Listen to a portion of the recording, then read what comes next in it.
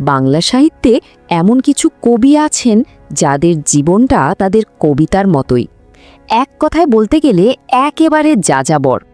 শক্তি চট্টোপাধ্যায় ঠিক তেমনই একজন। চলুন আজ তার সেই আশ্চর্য পথের গল্পটাই শোনা যাক। একবার ভাবুন তো, মাঝরাত, একটা অচেনা স্টেশন, আপনি ট্রেন থেকে নামলেন। চারিদিকে কেমন একটা নিস্তব্ধতা, শুধু কয়েক জোড়া চোখ যেন অজানাকে খুঁজছে। কবি ঠিক এভাবেই আমাদের তার কবিতার রহস্যময় জগতে স্বাগত জানাচ্ছেন। আর এই যে পথ হারানোর অনুভূতিটা, এটাই কিন্তু তার কবিতার একেবারে কেন্দ্রবিন্দুতে। যখন সব চেনা পথ, চেনা জগৎ পেছনে মিলিয়ে যায়, তখনই তো আসল যাত্রাটা শুরু হয়, তাই না? এই লাইনগুলো শুধু কবিতা নয়, এ যেন তার গোটা জীবনেরই একটা সারসংক্ষেপ। হ্যাঁ, এই যে এত তীব্র, এত উদাসীন লাইনগুলো, এর স্রষ্টা আর কেউ নন, আমাদের শক্তি চট্টোপাধ্যায়। তিনি ছিলেন সেই জাতের কবি যিনি কোনো বাধা পথে হাঁটেননি, বরং নিজের জন্য শব্দের একটা আস্ত জগৎ তৈরি করে নিয়েছিলেন। তো চলুন একদম গোড়া থেকে শুরু করি। তার জীবনের প্রথম ভাগ, যখন তিনি ছিলেন একজন ছাত্র। কিন্তু তার ছাত্র জীবনটা মানে আর পাঁচটা সাধারণ ছাত্রের মতো ছিল না, একদমই। ভাবুন একবার, প্রেসিডেন্সি কলেজ, যাদবপুর ইউনিভার্সিটির মতো জায়গায় পড়াশোনা শুরু করেও তিনি প্রাতিষ্ঠানিক ডিগ্রিটা শেষ করেননি। আর এই সিদ্ধান্তটাই হয়তো তার জীবনের সবচেয়ে বড় একটা টার্নিং পয়েন্ট ছিল। তিনি বোধহয় বুঝে গিয়েছিলেন তার আসল পড়াশোনাটা ক্লাসরুমের চার দেওয়ালের মধ্যে নয়, বরং জীবনের পথে ঘুরতে ঘুরতেই হবে। তার নিজেরই এই লাইনটা শুনুন, কি অসাধারণ, তাই না? তার কাছে পড়াশোনা ছেড়ে দেওয়াটা কোনো কিছুর শেষ ছিল না, বরং এক নতুন অনেক বড় ক্লাসের শুরু ছিল। মানে তিনি বিশ্বাস করতেন, চেনা পথ হারালেই নতুন পথের দেখা মেলে। তো প্রাতিষ্ঠানিক পড়াশোনার জগৎ থেকে বেরিয়ে এসে তিনি পা রাখলেন শব্দের এক বিশাল অরণ্যে। আর সেখানে নিজের অভিজ্ঞতা আর অনুভূতি দিয়ে তিনি এক নতুন পৃথিবী গড়তে শুরু করলেন।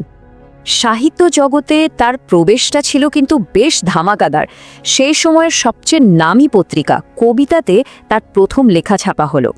এরপর তো একে একে কাব্যগ্রন্থ বেরোতে থাকলো, এমনকি তিনি একটা সাপ্তাহিক কবিতার পত্রিকাও চালু করে দিয়েছিলেন। ভাবা যায় সেই সময় এটা কত বড় একটা সাহসিক পদক্ষেপ ছিল।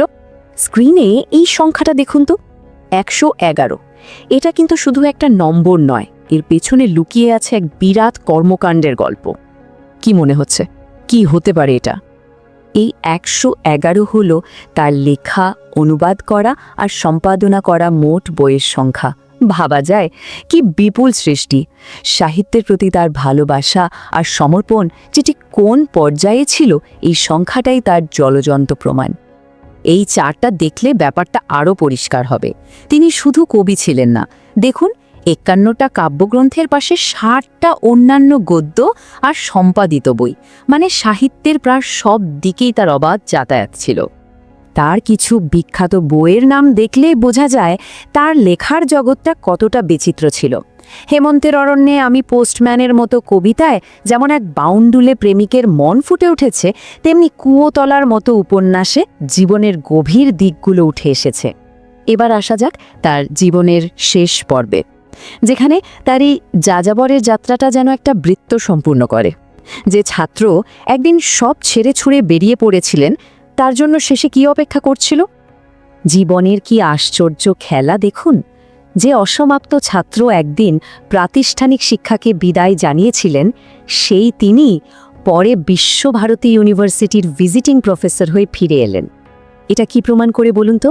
এটাই যে আসল জ্ঞান শুধু ডিগ্রিতে বাধা থাকে না, অভিজ্ঞতা আর সৃষ্টিশীলতাও জ্ঞানেরই আর একটা রূপ। আর তার এই অসাধারণ প্রতিভার স্বীকৃতিও মিলেছিল। আনন্দ পুরস্কার, রবীন্দ্র পুরস্কার, সাহিত্য একাডেমি পুরস্কার, মানে প্রায় সব বড় সম্মানই তিনি পেয়েছিলেন। তিনি যে তার প্রজন্মের অন্যতম সেরা সাহিত্যিক, সে বিষয়ে কোনো সন্দেহই ছিল না। তাহলে সব মিলিয়ে গল্পটা কি দাঁড়ালো? এক অন্ধকার স্টেশনে পথ হারিয়ে ফেলা এক যাত্রী, যিনি শেষে নিজেই বাংলা সাহিত্যের একটা ধ্রুবতারা হয়ে উঠলেন। তার পথ হারানোটা আসলে ছিল এক নতুন পথ খুঁজে পাওয়ারই বাহানা। শক্তি চট্টোপাধ্যায়ের জীবন আমাদের এই প্রশ্নটার সামনে দাঁড় করিয়ে দেয়। আচ্ছা, কখনো কখনো জীবনের চেনা ছক থেকে বেরিয়ে একটু পথ হারানোর ঝুঁকি নিলেই কি আমরা নিজেদের জন্য এক নতুন অভাবনীয় সুন্দর জগতের দরজা খুলে ফেলি না?